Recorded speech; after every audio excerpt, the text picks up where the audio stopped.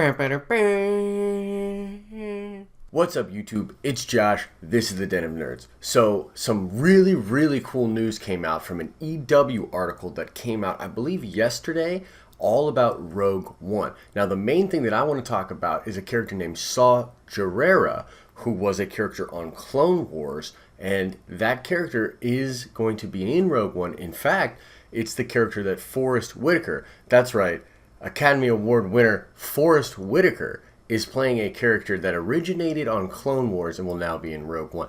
This is a really cool big deal, and I want to talk a little bit about it. So, in the show, he is a rebel slash terrorist on a planet called Onderon. Now, Onderon at the time of Clone Wars in Season 5 is basically being taken over and controlled by a king who is loyal to the Empire, and it's really bad for the citizens, and he's doing all these things that are really bad.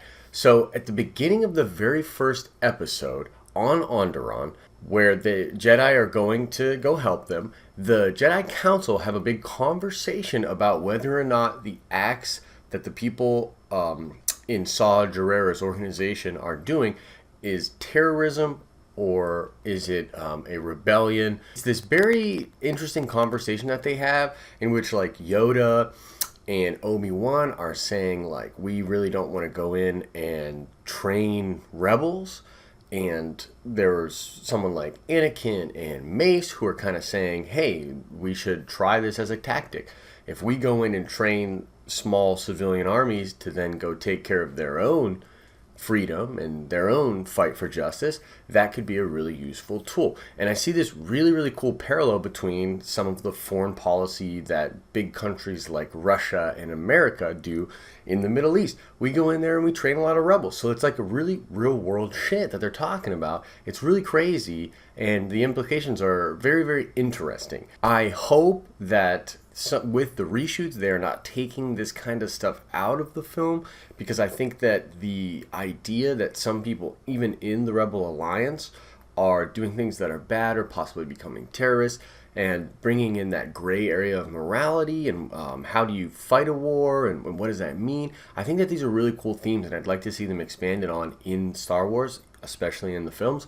So I really hope that these kind of things aren't taken out. I mean, his character's not going to be taken out, obviously. They're not going to take Forrest Whitaker out. So I'm really hoping that they kind of call back to some of those themes and bring that in, because something that was really interesting in one of my favorite Star Wars novels, Lost Stars, was how they really paint the picture of if you're an Imperial and how many people died on the Death Star and how tragic and how crazy that is. And also, you know, obviously Alderaan being destroyed, that's horrific, and how do you justify that in these gray areas of morality and what's really right and wrong. I really find those kind of things really interesting, so I hope they don't take them out. However, the reason that I'm doing this video and the reason that I think it's such a big deal is because something like this really rewards people who have invested in the Disney canon. So Clone Wars technically came out before the Disney deal, but I think it was about like at season 4 when the Disney deal was happening. I'll have to double check on that. But either way, it became canon. So all of the people who had been invested in that were really rewarded by that. And, you know, I'm one of those guys. I really like Clone Wars. Dave Filoni actually went to the same college that I went to, and I actually saw him come to the college and speak about Rebels, about Star Wars and George Lucas, and it was amazing. It was a life-changing experience, and I'll do a video on that sometime because he tells these really great stories about George Lucas, and it's really cool. But either way, the reason it's such a big deal is because we have seen characters from the movies come in to the animated world, but we've never seen a character that originated in the animated world or in one of these expanded universe novels or the new canon novels. We've never seen them come into the films. So for them to do this with Rogue One is a super big deal. It opens the door for other characters that we love, like an Ezra Bridger and like a Kanan or Caleb Dune. That's his actual name, deep cut right there. But it opens the door for these characters to come into the films, which is so exciting because these characters are really awesome. If you're watching Rebels, you know exactly what I'm talking about. These characters are really cool, and it would be great to see them tie into the films. It would just give a little more oomph, a little more meat to these shows, probably bring more fans in as well.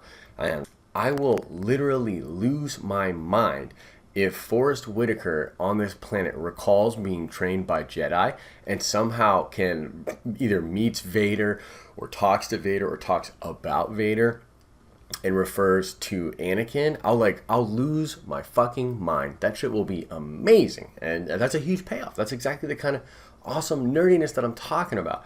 If they can do that sort of thing and really reward people that have been watching Clone Wars from the beginning, or someone who read Bloodline, because Gerrera is also mentioned in Bloodline, that will just be so cool and add all of this flavor in there.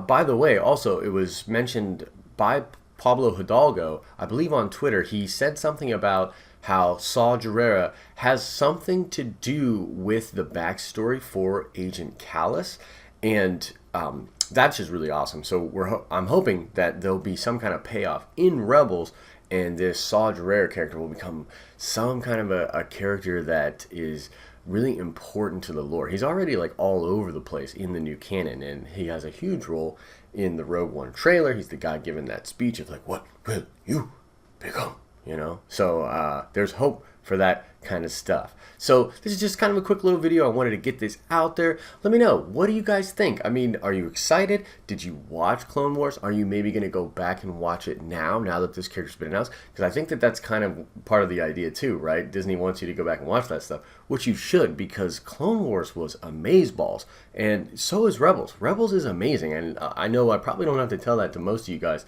because most of you are probably watching Rebels. If you're not, you need to get on that. It's awesome, and it really rewards people for getting invested in the new canon and trying to figure out all these things. All right, guys, so it's time to check that nerd card. We're going to go with the Star Wars question. What is the name of the crystal that is infused into the lightsabers that creates the beam of energy? And as a bonus to this question, where does that name come from? It goes back to way early deep cut Star Wars stuff. So what is the name of the crystal? And as a bonus, where does that name come from?